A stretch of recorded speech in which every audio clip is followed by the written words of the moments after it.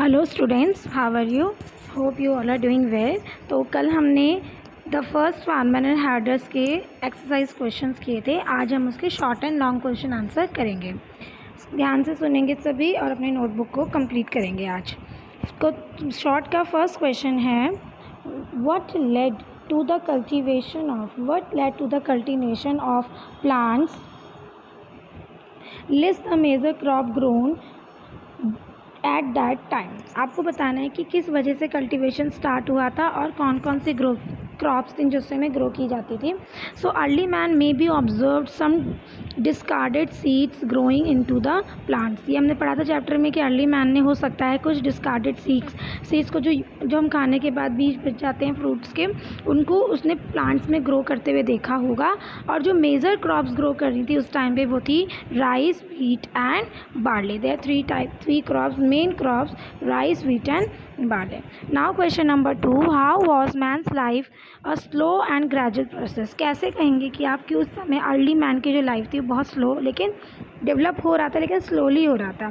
So the answer is man life a slow and gradual process because in many areas man and women continue to be hunters and food gatherers. क्योंकि कई इलाके ऐसे थे जहाँ पे man and women अभी भी hunters और फूड गैदरर्स थे, while in other places they gradually took to agriculture and domestication of animals. जबकि कई इलाके ऐसे थे जहाँ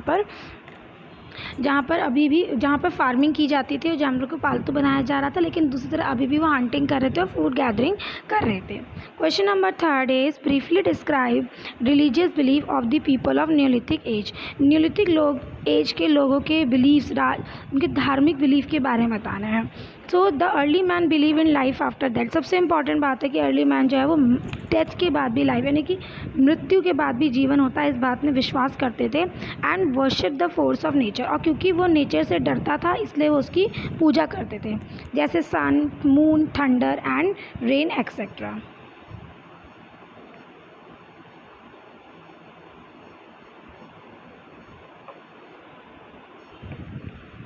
now question number 4 is briefly describe the neolithic tools. अब हमें न्यूलिथिक टूल्स के बारे में बताना है। Neolithic manmade variety of stone tools like axes, sickles, spears, bows and arrows. इस तरह के टूल्स जो हैं, स्टोन टूल्स उस समय पाए जाते थे। These tool were much sharper and better polish. क्योंकि वेरी शॉर्ट आंसर है इसलिए बहुत ज़्यादा नहीं बताना है हमें इसमें, शॉर्ट है इसलिए बहुत ज़्यादा नहीं बताना है, तो इसमें बताएंगे कि ये शार्पर थे और अच्छी क्वालिटी के थे, अच्छे तरह से पॉलिश किए हुए थे पहले के मुकाबले।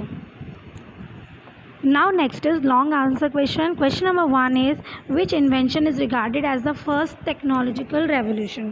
तो first technological revolution किस invention को कहा जाता है? तो उसका आंसर क्या है? invention of wheel. What changes did it bring about in the life of early man? Early man की लाइफ में से क्या चेंजेस आए? Wheel further made their movement easier. Wheel से जो है मूवमेंट आसान हो गई।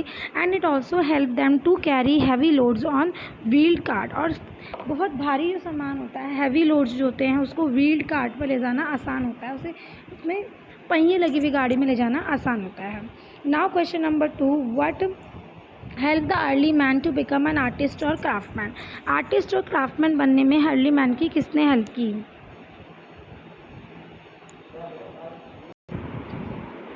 When early man learned to use the potter wheels, जब अर्ली मैन ने पॉटर व्हील्स का इस्तेमाल करना शुरू कर दिया, he could make pots of different shape and sizes. तो उसने अलग अलग शेप एंड साइजेस के पॉट्स बनाना, बर्तन बनाना स्टार्ट कर दिया।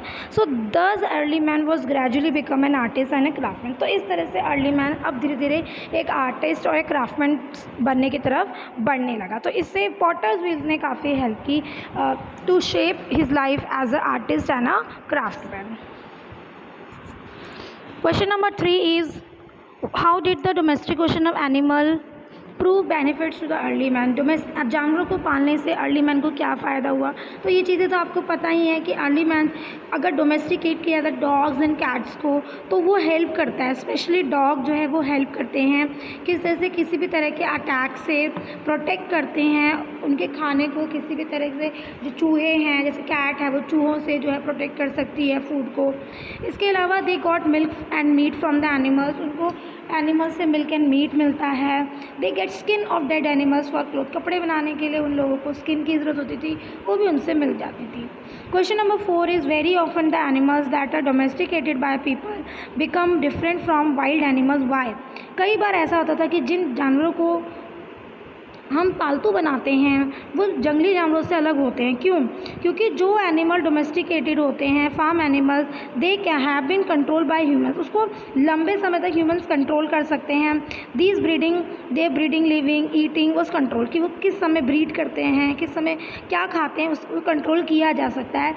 Wild animals go wherever there is food, जबकि जंगली जानवर जहाँ उनको खाना मिलता है वहाँ जाते हैं। And their behaviour is govern by the time and climate, और उनका जो बिहेवियर होता है वो समय के साथ साथ, क्लाइमेट के साथ साथ जो है बदलता रहता है।